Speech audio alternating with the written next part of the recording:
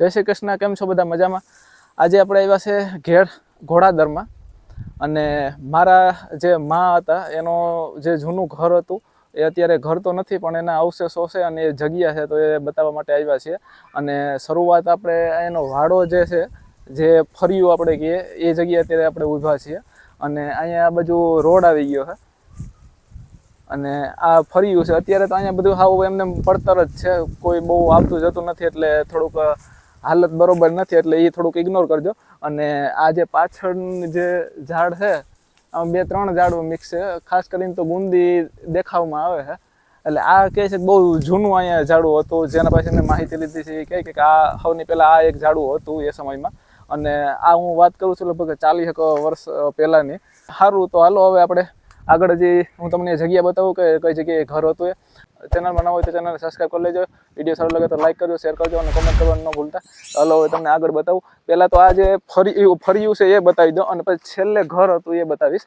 તો આ જે અત્યારે આ બધી ઝાડવાનું બની ગયેલું છે, આ બધું ફર્યું જ છે, બતાવીશ.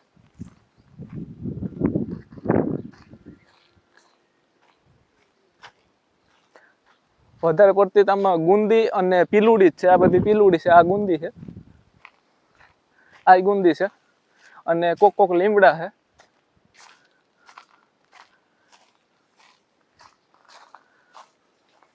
અને આ દોરા જેવી વેલું, આ બહુ મસ્ત છે. આમ આપણે હાઈલા જતા એનામાં આપણે આમ ભટકાઈને નીકળે તોય મજા આવે એમ.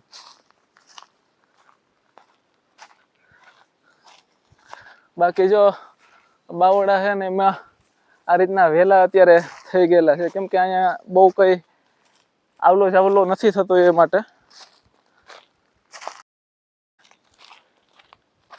આપણે ખાસ આવ્યા હતા તો એ માટે કે આપણા જે અત્યારે કેમેરામેન છે ભરતભાઈ, એનો હું તમને પછી બતાવીશ. એને અહીંયા દાદીમાં છે, એનું અહીંયા ખાંભી છે, તો એ આપણે થોડુંક ચોખ્ખું કરવા માટે આવ્યા હતા. ઘણા સમયથી એ બધું એમને હતું, એટલે એ માટે એની સાથે હું આવ્યો હતો. તો એ પહેલાં અમે કામ અત્યારે બપોર સુધી એમાં હતા અને હવે ફ્રી થયા તો હું કહું થોડુંક આપણે આ જૂનું કેપ્ચર કરી લઈએ વિડીયોમાં.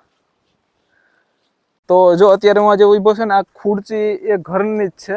અને અહીંયા 2 ઘર હતા. એક ભરતના દાદાનું, એટલે કે મારા મામા થાય, સગા મામા, એનું ઘર હતું. એનું ઘર જો સામે ઓલું ઠીકરાનો ઘડો તૂટેલો પડ્યો છે ને, સામે ઝાડવું છે, એ ત્યાં સુધી એનું જે ભરતી જેવું તમને દેખાય છે ને, ઢોરા જેવું, ત્યાંથી લઈ અને જો અહીંયા આ દિવાલ છે ને, પાણો જે તમને ખૂણો દેખાય છે, ત્યાં સુધીનું એનું ઘર હતું. ત્યાંથી પછી આ સામેની દિવાલ દેખાય છે ને, ત્યાં સુધીનું જો આ એટલું જે છે ને, એ મારા માનું ઘર હતું. મારા મા અને મારા નાની મા ને બધા અહીંયા રહેતા. અને અત્યારે ખાલી ખુરચી એની છે. અને એક આ પાણીયારું એ સમયનું લાગે છે, તો એ પાણીયારું આ એક હતી. જો આ પાઇપું બધી કેવડી મોટી છે, એક આખી એક બનાવેલી છે, જે ઉપરનું મૂકેલી છે અને અખંડ છે, અને બાકી આ નીચે 2 પાઇપું મૂકેલી છે. એટલે આ જૂનવાણી આખું બનાવેલું છે એ સમયનું. બાકી એનું વરણ ને એ બધું અત્યારે કાંઈ છે જ નહીં. અને આ બસ એને ખાલી અવશેષો છે. મને એમ કે કંઈક ઘર જેવું કહે છે. અને હું અહીંયા આવ્યો છું જિંદગીમાં લગભગ પહેલી વખત, એટલે મને બહુ ખ્યાલ નહોતો. મેં પણ માહિતી લઈને આજે મને માહિતી આપું છું એ સમયની જ છે. અને એ સમયના કેટલાક લોકો છે એની પાસેથી જ મેં લીધેલી માહિતી છે. તો અહીંયા રહેતા. અને જો આ એ સમયનું એક જ અવશેષ છે કે આ ખાંડણી એ સમયમાં જમીનમાં દાટી દેવામાં આવતી. જે ઘર હોય ને ત્યાં આ જો આ પાણો જ હોય, આખો કાર્મીન પાણો છે જરી, એમાં હરખું ઉપરથી આવી રીતે કોતરીને બનાવીને અને આ ત્યાં રાખી દેવામાં આવતી ઘરમાં. અને પછી અહીંયા ઉપર કંઈક બૂચ લગાવી દેવામાં, કોઈ બાચકું હોય કે કોઈ એવું કપડું એમાં રાખી દેવામાં આવતું કે જ્યારે એનો ઉપયોગ ન કરવો હોય તો એ રીતનું આખું બધું છે. ને હવે બીજું તો અહીંયા મને બહુ માહિતી છે નહીં, કેમ કે આજથી લગભગ 40 વર્ષ પહેલાંની એ વાત છે. જ્યારે મારા માના લગ્ન થયા તો એ થયા હતા 1987માં. એટલે એ બહુ વર્ષો, એટલે સમજી લ્યો ને કે 30 ને 36 વર્ષ જેવું તમે કહી શકો. અને એ સમયે પણ આ મકાન હોય કે નહીં બહુ મને ખ્યાલ નથી, ને કેટલા સમય પહેલાંનો હોય છે એ પણ બહુ ખ્યાલ નથી. લગભગ દેશી નરિયા હોવો જોઈએ એ સમયમાં. અને અહીંયા આજુબાજુમાં એક મકાન છે, એ મિક્સ તમને એનું વરણ જોવા મળશે. દેશી નરિયા નીચે છે અને ઉપર પરદેશી નરિયા છે. એ તમને ઘર પર બતાવું. આ જૂનવાણી મકાન છે, આખું વરણ ને તમે જોવા એટલે પીલપાઈઓ લાકડાની થાંભલી નકશીકામવાળી બનાવેલી છે. અને ઉપરથી તમને બતાવવું કે દેશી નરિયા પણ છે અહીંયા.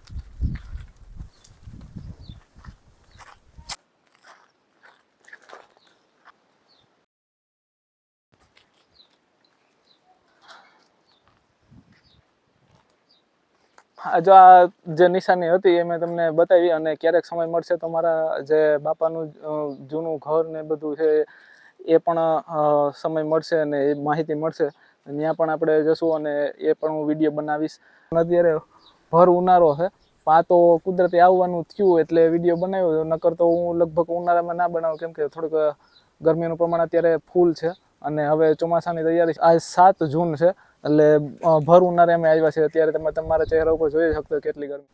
જય શ્રી કૃષ્ણ બધાને. તો તમે જે આગળ વિડીયો જોયો એમાં કેટલીક હજી વિડીયો શૂટ નહોતો થયો, એનું ઘણા કારણ છે. તો હું તમને આમાં થોડીક એના વિશે જે નહોતું શૂટ થયું એના વિશે થોડુંક માહિતી આપી દઉં. તો અમે પહેલાં તો ત્યાં ગયા અને ત્યાં જઈને પછી બધું જે ઓજારો હતા એ ત્યાંથી જ એના જે ભરત છે એના સંબંધીના ઘરેથી જ અમે બધા ઓજારો લીધા અને પછી ત્યાં એ જે વાડો છે ત્યાં ગયા હતા. અને એ વાડે મારા જિંદગીમાં હું પહેલી વખત જ ગયો હતો. હજી સુધીમાં હું એક વખત ત્યાં ગયો નથી અને મને એટલી બધી માહિતી પણ નથી કે ત્યાં હું, કેમ કે મારા માના લગ્ન થયા ત્યારે લગભગ એ ત્યાં જ રહેતા. મારા મા અને નાનીમાં બે એક સાથે ત્યાં એ ઘરમાં રહેતા. એમાં હવે એમને પડતર જ જે તમે વિડીયોમાં જોયું છે એમને પડતર જ છે વાળો, એટલે ત્યાં કોઈ જવાનું થયું નહોતું અને કોઈ વિચાર્યું નહોતું અને મને એટલો ખ્યાલ નહોતો અને માએ એટલી બધી કંઈ એવી વાતો પણ બહુ નહોતી કરી એ વાડા વિશે. પછી મને અત્યારે કંઈક જાણવા મળ્યું અને મને થયું કે આપણે જવું જોઈએ અને થોડુંક એ બંને વિડીયો શૂટ થઈ જાય, થોડુંક મારે પણ યાદ રહી જાય કે આવી રીતે આ જગ્યાએ રહેતા, આવી રીતે મકાન હતું. અને જો કે ત્યાં તો હવે અવશેષો જ હતા, ખાલી એ પણ ગયણા ગાંઠા, બાકી તો હવે કંઈ રહ્યું નહોતું. મને આશા હતી કે જૂનું જો મકાન હોય ને તો થોડુંક વધારે વિડીયો હું શૂટ કરી શકત, પણ એવું નહોતું. પણ જે શૂટ થયું અને પછી ત્યાં અમે ગયા ને થોડીક વાર બેઠા, બધું જોયું તો એક વસ્તુ તો ખરેખર માનવી પડે કે ગામડાના માણસ માયાળુ બહુ હોય. કેમ કે ત્યાં અમે થોડી વાર બેઠા ને તો બાજુમાં એક માજી રહેતા, એ આવ્યા ડોહીમાં. એને પૂછ્યું કે ભાઈ તમે ક્યાંના છો, કોણ છો એમ. તે જો કે એને કંઈ લેવા દેવા નથી, પણ ખાલી એમને પૂછ્યું કે પછી એમ બધી વાત કરી કે આવી રીતે છે અને આ મારા, મેં વાત કરી કે આ મારા માનો અહીંયા રહેતા, જૂનું મકાન હતું એનું, મારા નાની માના અહીંયા રહેતા એનો વાળો છે. અને એટલે અત્યારે તો મારા મામાના બધા એને હસ્તક છે. અને જે ભરત છે, ભરતના જે દાદા છે એ મારા સગા મામા થતા, એટલે એનો પણ એ વાડો એનો ભાગ છે એકો, થોડોક એકમાં ભાગ છે અને બાકી એક એટલો જે જ્યાં ડેરી હતી ને એટલામાં એનો પોતાનો વાડો છે. એટલે એમાં અલગ અલગ પાર્ટ છે, 2-3 એવી રીતે છે બધું. પછી ત્યાં એ માજી આવ્યા, પછી બધી વાતચીત કરી તો પછી એને ઓળખાણ કાઢી કે હા ભાઈ કે તારા મા અને નાની માના અહીંયા રહેતા બધા, અને હું બધાને ઓળખું છું કે હું એની સાથે, હું એની બેનપણી હતી એની સાથે રમેલી છું. બહુ મોટી ઉંમરના માજી હતા, લગભગ 75 વર્ષ આસપાસ ઉંમર હશે. અને પછી બધી વાતો એની આખી જૂની વાતો બધી ઉખેરી અને મારા પાસે પછી આ જે વિડીયો શૂટ કરવું હતું પણ એ મગજમાંથી નીકળી, કેમ કે વાતોમાં એટલે આમ એની આમ નો માણસ અંદરથી વાત કરતું હોય કોઈ કે આખું બધું એ રીતનો આખો માહોલ હતો. અને પાછા એ એક માજી નહોતા, પાછા એક બીજા માજી થોડીક વાર થઈ ને તો એક બીજા માજી આવ્યા, એ પણ મારા માને ઓળખતા હતા ને એ પણ ત્યાં ઘણા વર્ષોથી આના રહેતા હતા, એટલે એ પણ ઓળખતા હતા. પછી એક ત્રીજા માજી આવ્યા, એટલે 3 માજી ભેગા થયા હતા અને લગભગ કંઈ નહીં તો 1.5 થી 2 કલાક વાતો બધી હાલી. અને હું બસ ખાલી એમ સાંભળતો હતો અને ક્યારેક એવું લાગે તો કોઈ પૂછતો હતો, બાકી ખાલી સાંભળતો હતો. એ બધી વાતો જૂની કરતા હતા અને ઘણી વાતો કરી, એટલે તો મને એટલી બધી યાદ નથી, પણ જેટલી યાદ હશે હું અત્યારે આ વિડીયોમાં કહી દઉં.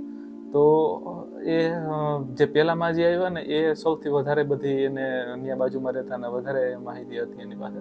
એને બધી ઘણી ખરી વાતો કરતા એ સમયની કે ભાઈ એ સમયમાં બહુ, કેમ કે અત્યારે જો તમે એ ગલી જોઈ હોય ને તો ત્યાં કે એટલું બધી આવક જાવક હવે છે નહીં.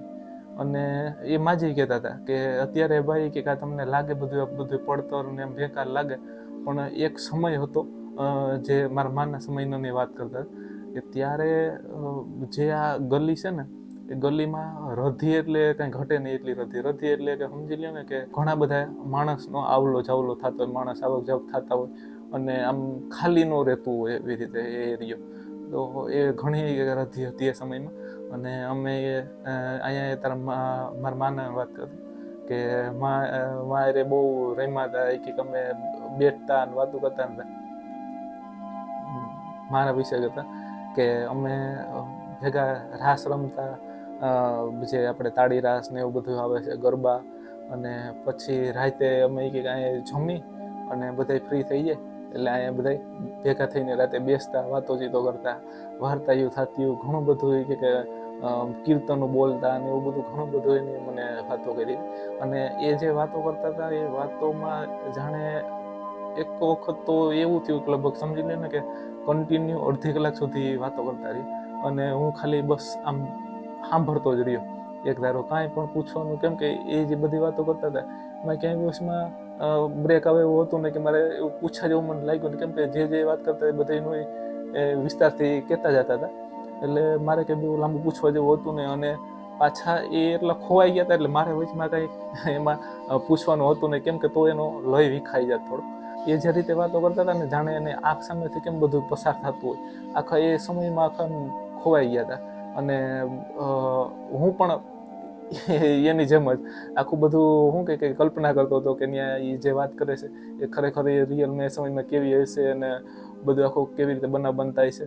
એટલે એ જે વાત કરતા હતા એ બધી વાતો હું સાંભળતો ગયો. પછી થોડું પછી વળી ઉંમરને થાકને લીધે થોડુંક પછી એને શું કહેવાય કે થોડીક વાર પોરો ખાધો અને મારે પછી થોડાક પ્રશ્નો બીજા હતા એ મેં એને પૂછ્યા મનમાં જે હતા અને એને એ વાત પાછા એવી રીતે બધા જે બીજામાં જે આવ્યા, ત્રીજામાં જે પણ જે પહેલામાં જે હતા ને એ થોડાક વાત એવી રીતે કરતા હતા કે જાણે કેમ એ સમયની વાતો ઘણા સમયથી દાબી રાખી હોય અને હવે એને કરવાનો મોકો મળ્યો હોય, મન મૂકીને વાત કરતા હતા. અત્યારે જે આપણે એ કે આ પૈસા પાછળ માણસ દોડ ભાગને કરે છે અને અમારા સમયમાં કે એવું કાંઈ નહોતું હોય કે બસ ખેતીનું જ હતું, બીજું કંઈ નોકરીનું એવું બધું કંઈ ધંધાનું ને એવું બધું કંઈ હરીફાઈનું ધંધા અને અત્યારે જે બધું થઈ ગયું છે અને જે અત્યારે બધું પૈસાનું ફુગાવાનું આપણે જે કહી શકીએ તો એવું કંઈ હતું નહીં, કે સાદું જીવન હતું.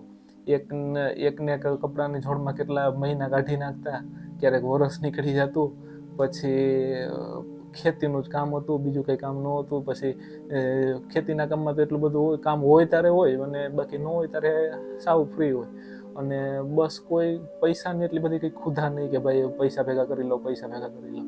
બસ એ આરામથી જીવન જીવતા અને બાર્ટર સિસ્ટમ જે કહેવાતી એ ન્યાય સમયમાં હતી કે પૈસાનું એટલું બધું ચલણ નહોતું. પૈસા તો જેની પાસે હોય એ પૈસાદાર કહેવાતા. જે આગળ અમારા ભાઈના વિડીયોમાં તમે જોયું હોય છે એ ઉપર વાત થોડીક અમારે થઈ હતી.